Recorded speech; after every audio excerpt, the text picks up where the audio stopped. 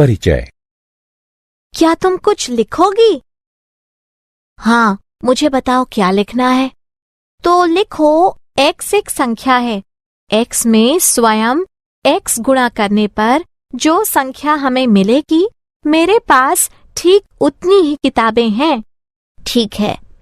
अब तुम्हारे पास जो संख्या है वो x से 2 गुनी है और हमारे मित्र के पास 2 किताबें हैं।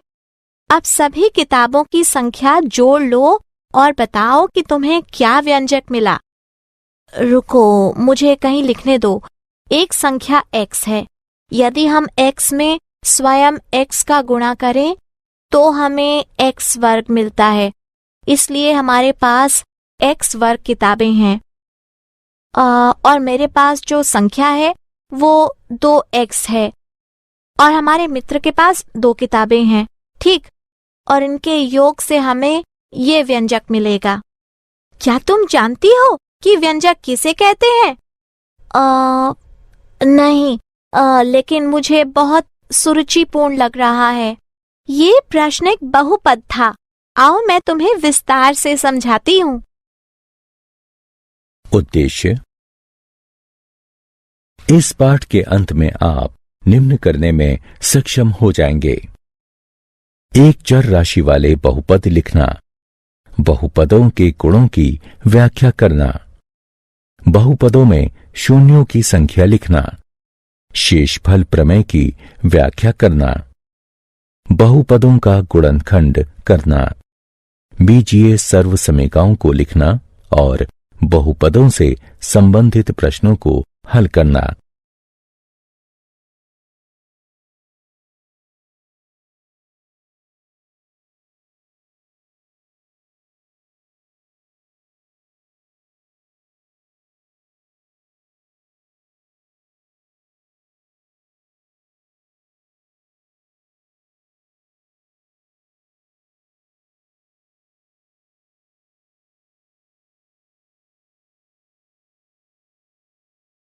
एक चर राशि वाले बहुपद। एक बहुपद केवल जोड़े, घटाए या गुणा किया जा सकने वाले पदों से बनता है। एक बहुपद ऐसा दिखता है। बहुपद बहु और पद से मिलकर बना है, जिसका मतलब है कई पद।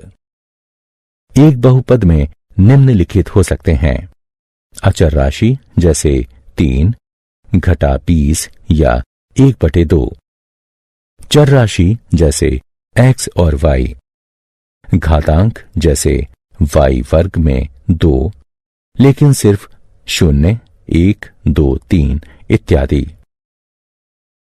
एक चर राशि में बहुपद वह बहुपद होता है जिसके व्यंजक में सिर्फ एक चर राशि होगी, जैसे 2x वर्ग जमा x, y की घात 3 जमा y जमा 1 इत्यादि। परिभाषाएं। पद बहुपद y वर्ग जमा 4y बहुपद में y वर्ग और 4y इसके पद हैं।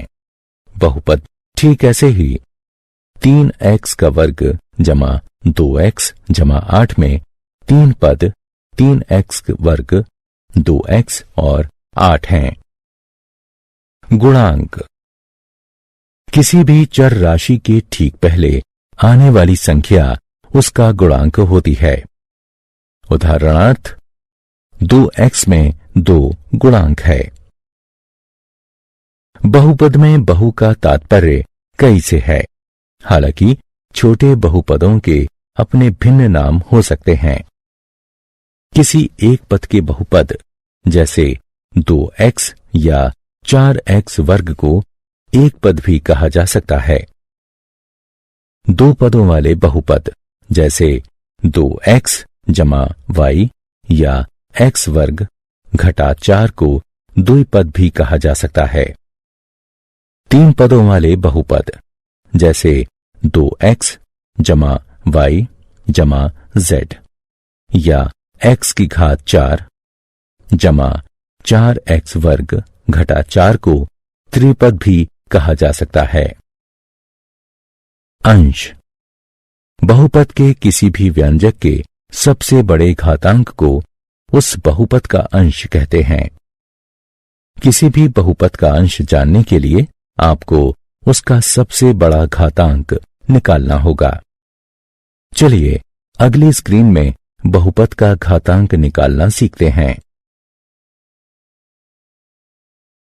उदाहरण 4x वर्ग जमा 6x जमा 5। इस बहुपद के 3 पद हैं। पहला 4x वर्ग है, दूसरा 6x और तीसरा 5 है। पहले पद का घातांक 2 है, दूसरे पद का घातांक 1 है, क्योंकि 6x बराबर 6x की घात 1 है। तीसरे पद का घातांक 0 है, क्योंकि 5 बराबर 5x की घातांक 0 है। और किसी भी चर अचर राशि का घातांक यदि 0 है तो वह राशि हमेशा 1 के बराबर होगी। इस प्रकार 5x की घातांक 0 बराबर 5 गुणा x की घातांक 0 बराबर 5 गुणा 1 बराबर 5। क्योंकि सबसे बड़ा घातांक 2 है, इसलिए 4x वर्ग जमा 6x जमा 5 का अंश 2 होगा। बहुपद का अंश। वह बहुपद जिसका अंश 1 हो रेखीय बहुपद कहलाता है। इसका सामान्य स्वरूप ax जमा b है, जहां a और b अचर राशियां हैं और a 0 के बराबर नहीं है। वह बहुपद जिसका अंश 2 हो वर्गीय बहुपद कहलाता है। इसका सामान्य स्वरूप ax वर्ग जमा bx जमा c है, जहां a, b और c अचर राशियां हैं और a 0 के बराबर नहीं है। वह बहुपद जिसका अंश 3 हो त्रिघातीय बहुपद कहलाता है। इसका सामान्य स्वरूप ax की घात 3 जमा bx वर्ग जमा cx जमा d है, जहां a, b, c और d अचर राशियां हैं और a 0 के बराबर नहीं है। यदि किसी बहुपद में सभी अचर राशियां 0 हैं, अर्थात a 0 बराबर a1 बराबर a2 बराबर a3 बराबर इत्यादि बराबर an बराबर 0, तो वह बहुपद 0 बहुपद कहलाता है। 0 बहुपद को 0 से दर्शाते हैं। 0 बहुपद का अंश परिभाषित नहीं है। बहुपद के 0। बहुपदों की चर राशियों के आधार पर हम उन्हें p, x, qx, py आदि तरह से दिखाते हैं। उदाहरणार्थ py बराबर y की घात 3 जमा y जमा 1, ry बराबर 2 घटा y वर्ग जमा 6y की घात 5। अब इस बहुपद को देखें। qy बराबर 2y की घात 3 घटा 5y वर्ग जमा 3y घटा 6। यदि हम y का मान 1 रख दें तो हमें यह प्राप्त होगा, जो 2 घटा 5 जमा 3 घटा 6 यानी घटा 6 के बराबर होगा। इसलिए y बराबर 1 रखने पर qy का मान घटा 6 होगा। अब हमें py बराबर y जमा 1 को हल करना चाहिए। y का मान 1 रखने पर हमें p बराबर 2 प्राप्त होगा। अब y का मान ऋण 1 रखने पर हमें p ऋण 1 बराबर ऋण 1 जमा 1 मिलता है, जो 0 के बराबर है। चूंकि p घटा 1 बराबर 0 है, इसलिए हम कह सकते हैं कि बहुपद py का शून्य घटा 1 है। बहुपदों के शून्य को बहुपदों का मूल भी कहते हैं। एक अशून्य अचर बहुपद का कोई शून्य नहीं होता। एक रेखीय बहुपद का केवल एक शून्य होता है। उदाहरण, देखिए और बताइए कि घटा 4 और 4 बहुपद x घटा 4 के शून्य हैं या नहीं। हल, माना कि px बराबर x घटा 4। घटा 4 के मान को प्रतिस्थापित करने पर हमें p घटा 4 बराबर घटा 4 घटा 4 बराबर घटा 8 मिलता है। 4 के मान को प्रतिस्थापित करने पर हमें p4 बराबर 4 घटा 4 बराबर 0 मिलता है। हम देख चुके हैं कि p घटा 4 बराबर घटा 8 और p4 बराबर 0 है। इसलिए 4 तो x घटा 4 का शून्य है, लेकिन घटा 4 नहीं है। चलिए अब हम बहुपद QU बराबर 2U जमा 1 का शून्य निकालते हैं। हल, किसी भी बहुपद का शून्य निकालना किसी समीकरण को हल करने जैसा ही है, इसलिए हम px बराबर 0 को हल करेंगे। इसलिए 2u जमा 1 बराबर 0 हमें u बराबर घटा 1/2 यह परिणाम देता है। इसलिए घटा 1/2 बहुपद 2u जमा 1 का शून्य है।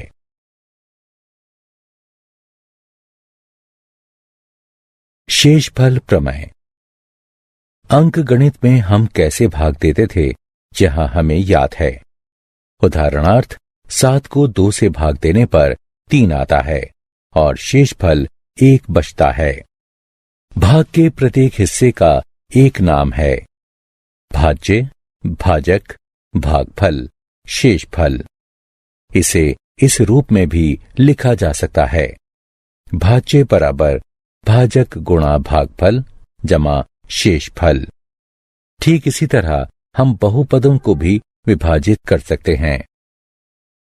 उदाहरणार्थ, 5x की घात 3 जमा x वर्ग जमा x बटे x, जहां हम मान लेते हैं कि x बराबर 5x वर्ग जमा x जमा 1, 5x की घात 3 जमा x वर्ग जमा x के गुणनखंड हैं और 5x की घात 3 जमा x वर्ग जमा x 5x वर्ग जमा x जमा 1 और x का गुणज है। अब देखते हैं कि शेषफल प्रमेय क्या कहता है। माना कि px ऐसा बहुपद है जिसका अंश 1 या उससे बड़ा है। माना a कोई वास्तविक संख्या है। यदि p x में रेखीय बहुपद x घटा a से भाग दिया जाए तो शेषफल pa बचता है। हम इसे ही शेषफल प्रमेय कहते हैं। उदाहरण, px में qx से भाग दीजिए, जहां px बराबर x की घात 3 घटा 6x वर्ग जमा 11x घटा 6 और qx बराबर x घटा 1 है। हम इसे इस तरह भी लिख सकते हैं। अगले चरण में बहुपद के पहले पद में सबसे अधिक घातांक वाला पद पहला पद होगा। गुणांक के x वाले हिस्से से भाग देना होगा। इस स्थिति में x की घात 3 में x से भाग देने पर x वर्ग मिलेगा, जिसे आप भाग चिन्ह के शीर्ष पर लिखेंगे। अगले चरण में आप उस पद को भाजक से गुणा करेंगे जो आपने भाग चिन्ह के शीर्ष पर लिखा है। इस स्थिति में आप घन x घटा वर्ग x पाने के लिए x घटा 1 का वर्ग x से गुणन करेंगे। इसके बाद इसे विभाजन पंक्ति के अंतर्गत घटाएंगे। घटाने से आप उस पद से छुटकारा पा जाएंगे जिसका घातांक सबसे अधिक होगा, जिससे बहुपद का आकार छोटा हो जाएगा और जो एक शेषफल होगा। अब हमारे पास एक नया बहुपद है जिसके लिए हम दूसरा चरण दोहराएंगे। इस उदाहरण में हम 5x वर्ग में x से भाग देंगे और परिणाम घटा 5x को उस पद के साथ जोड़ देंगे जो पहले से भाग चिन्ह के शीर्ष पर है। अब हम तीसरे चरण को दोहराएंगे। अभी जो परिणाम भाग चिन्ह के शीर्ष पर है, जो हमें जोड़ने के बाद मिला है, उसमें हम पूरे भाजक से गुणा करेंगे और फिर बहुपद को भाग देने के बाद जो हमें मिला है उसे गुणनफल में से घटा देंगे। अब भाग चिन्ह में हमारे पास एक नया बहुपद है। जैसा कि आप पहले ही अनुमान लगा चुके होंगे कि बहुपद के पहले पद को हम भाजक के x हिस्से से विभाजित करके दूसरे चरण को दोहराएंगे। अब जो भी भागफल आएगा उसे भाग चिन्ह पर पहले से ही स्थित परिणाम के साथ जोड़ दीजिए। अब हम सबसे आखिर में जोड़े गए पद में पूरे भाजक से गुणा करेंगे और फिर विभाजित बहुपद में से प्राप्त परिणाम को घटा देंगे। एक नया बहुपद प्राप्त करने के लिए घटाने वाला चरण दोहराएंगे। यहां प्राप्त शेष फल 0 है क्योंकि हम px को गुणक x ऋण 1 से पूरी तरह विभाजित कर चुके हैं। यदि आप इस चरण तक पहुंच चुके हैं तो आपको परिणाम मिल चुका है, क्योंकि किसी में भी 0 से भाग देने पर हमें 0 ही मिलेगा।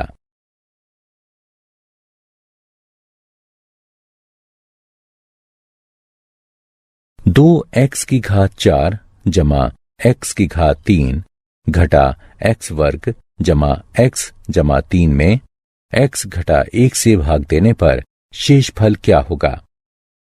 हल। यहां px बराबर 2x की घात 4 जमा x की घात 3 घटा x वर्ग जमा x जमा 3 और x घटा 1 का शून्य 1 है। इसलिए p1 बराबर 2 1 की घात 4 जमा 1 की घात 3 घटा 1 वर्ग जमा 1 जमा 3 बराबर 6। इसलिए शेषफल प्रमेय के अनुसार 2x की घात 4 जमा x की घात 3 घटा x वर्ग जमा x जमा 3 में x घटा 1 से भाग देने पर शेषफल 6 होगा।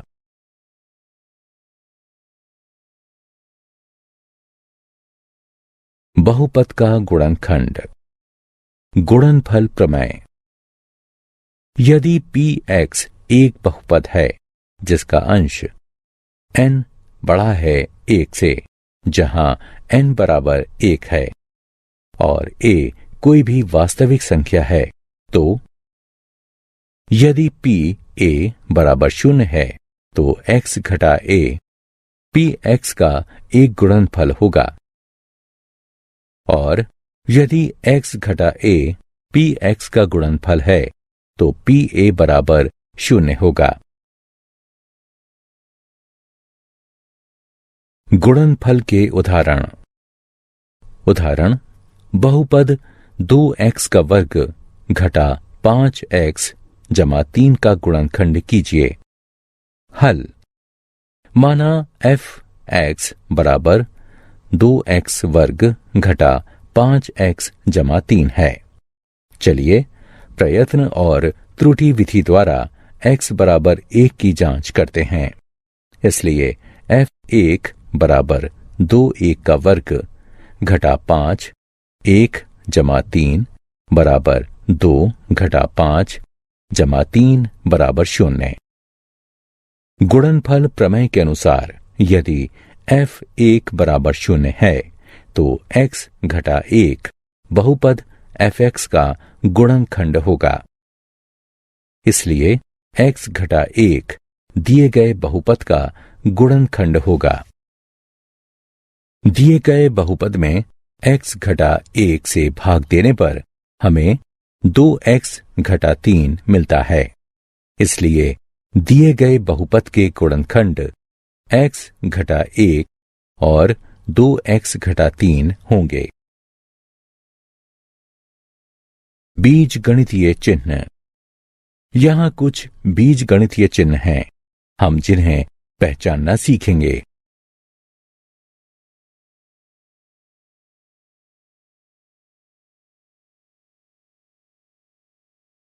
उदाहरण, सीधा सीधा गुणा किए बिना 107 गुणा 104 का मान बताइए। हल। समीकरण की गणना करके हल करने पर हमें 11128 प्राप्त होगा।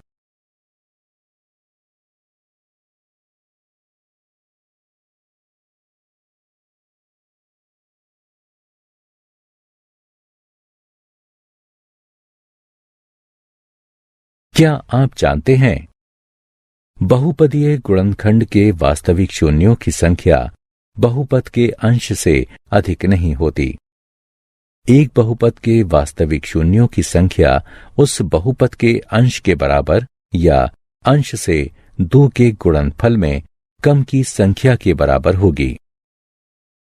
इसलिए 6 अंश के बहुपद के वास्तविक शून्यों की संख्या 6, 4, 2 या 0 होगी तथा 5 अंश के बहुपद के वास्तविक शून्यों की संख्या 5, 3 या 1 होगी।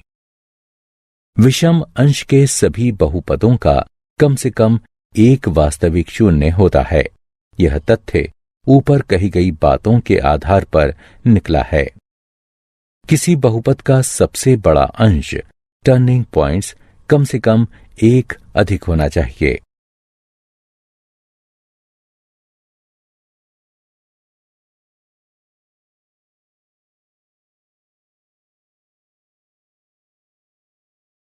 सारांश। आइए हमने जो कुछ सीखा है उसे संक्षेप में दोहराएं। एक बहुपद px एक चर राशि x में x रूपों में एक बीजीय अभिव्यक्ति है।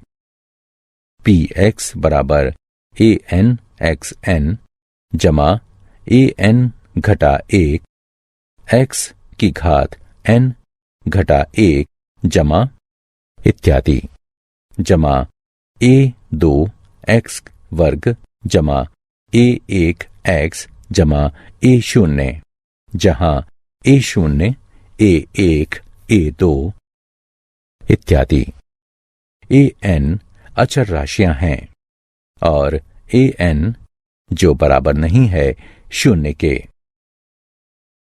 एक पद के बहुपद को एक पद कहते हैं, 2 पदों के बहुपद को द्विपद कहते हैं, 3 पदों के बहुपद को त्रिपद कहते हैं, एक अंश के बहुपद को रेखीय बहुपद कहते हैं, 2 अंश के बहुपद को वर्गीय बहुपद कहते हैं।